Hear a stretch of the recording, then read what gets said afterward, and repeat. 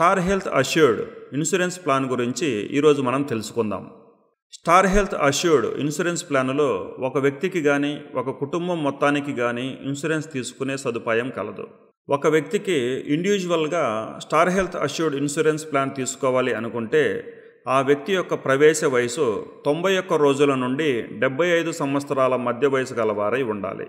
అలాగే ఫ్యామిలీ మొత్తానికి star health assured Insurance plan తీసుకోవాలి అనుకుంటే వ్యక్తి యొక్క వయసు 18 సంవత్సరాల నుంచి 75 సంవత్సరాల మధ్య వయసు గలవారై ఉండాలి. స్టార్ హెల్త్ అష్యూర్డ్ ఇన్సూరెన్స్ ప్లాన్ను తీసుకునే వ్యక్తి ఆ వ్యక్తి యొక్క భాగస్వామిని, 18 సంవత్సరాల లోబడిన 3 పిల్లలని, అమ్మా నాన్నలని మరియు అత్తమామలను కూడా ఈ పాలసీలో యాడ్ చేసుకునే సదుపాయం కలదు. స్టార్ హెల్త్ అష్యూర్డ్ ఇన్సూరెన్స్ ప్లాన్లో 100% రిస్టోరేషన్ బెనిఫిట్ కలదు. 100% రిస్టోరేషన్ బెనిఫిట్ అంటే 10 లక్షల ఇన్సూరెన్స్ తీసుకున్న ఒక వ్యక్తి ఏదైనా డిసీజ్తో హాస్పిటల్లో అడ్మిట్ అయ్యి 10 లక్షలు లేదా అంతకంటే తక్కువ క్లెయిమ్ చేసి డిశ్చార్జ్ అయిన తర్వాత సేమ్ డిసీజ్ లేదా డిఫరెంట్ డిసీజ్తో తిరిగి మళ్ళీ హాస్పిటల్లో అడ్మిట్ అవ్వాల్సిన అవసరం వస్తే ఆటోమేటిక్గా తన యొక్క క్లెయిమ్ని 100% రిస్టోరేషన్ చేయబడను. అంటే మళ్ళీ తిరిగి 10 లక్షలు క్లెయిమ్ చేసే సదుపాయానికి అతని యొక్క పాలసీ రిస్టోరేషన్ చేయబడును. ఇలా ఒక పాలసీ ఇయర్లో అన్లిమిటెడ్ క్లెయిమ్స్ చేసుకునే దానికి పాలసీ తీసుకున్న వ్యక్తికి రిస్టోరేషన్ చేయబడును. Star health assured Insurance plan తీసుకోవాలనుకున్న వ్యక్తి ఎలాంటి ముందస్తు మెడికల్ చెకప్లు చేసుకోవాల్సిన అవసరం లేదు. కేవలం వ్యక్తి యొక్క సెల్ఫ్ డిక్లరేషన్తోనే Star health assured Insurance plan తీసుకునే సదుపాయం కలదు. స్టార్ హెల్త్ అష్యూర్డ్ ఇన్సూరెన్స్ ప్లాన్లో ఇన్ పేషెంట్ హాస్పిటలైజేషన్ అంటే అనారోగ్యం, గాయం లేదా ప్రమాదాల కారణంగా 24 గంటల కంటే ఎక్కువ కాలం పాటు ఆసుపత్రిలో చేరే ఖర్చులు కవర్ చేయబడతాయి.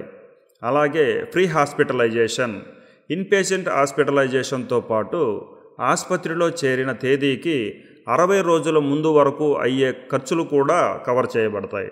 అదేవిధంగా పోస్ట్ హాస్పిటలైజేషన్, ఆసుపత్రి నుండి డిశ్చార్జ్ అయిన తేదీ నుండి ఆసుపత్రిలో చేరిన తర్వాత 180 రోజుల వరకు అయ్యే వైద్య ఖర్చులు కూడా కవర్ చేయబడతాయి.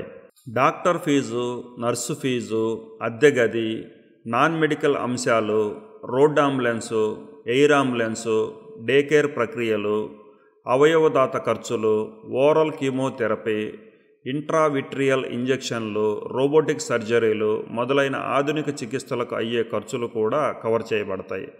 అదేవిధంగా ఆయుష్ చికిత్స అంటే ఆయుష్ ఆసుపత్రిలో ఆయుర్వేదం, యునాని, సిద్ధ మరియు హోమియోపతి విధానాలలో చికిత్స కోసం అయ్యే ఖర్చులు కూడా కవర్ చేయబడతాయి. వెయిటింగ్ పీరియడ్ విషయానికి వస్తే ముందుగా ఉన్న వ్యాధులకు 30 నెలలు వెయిటింగ్ పీరియడ్, ఇప్పటికే ఉన్న వ్యాధులకు 36 నెలల వెయిటింగ్ పీరియడ్, నిర్దిష్ట వ్యాధులకు 24 నెలల వెయిటింగ్ పీరియడ్ మరియు ప్రారంభ వెయిటింగ్ పీరియడ్ 30 రోజులుగా ఉంది. నాన్ క్లెయిమ్ బోనస్ విషయానికి వస్తే నాన్ క్లెయిమ్ బోనస్ 25%గా ఉంది. అంటే 10 లక్షలు ఇన్సూరెన్స్ తీసుకున్న వ్యక్తి ఈ సంవత్సరం ఎలాంటి క్లెయిమ్ చేయని ఎడల అతనికి 2,50,000 నాన్ క్లెయిమ్ బోనస్ని యాడ్ చేయబడుతుంది.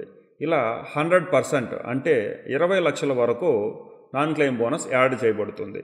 పాలసీ పేమెంట్ విషయానికి వస్తే పాలసీ పేమెంట్ 3 నెలలకి లేదా 6 నెలలకి లేదా సంవత్సరానికి పేమెంట్ చేసే విధానాలు ఇందులో ఉన్నాయి.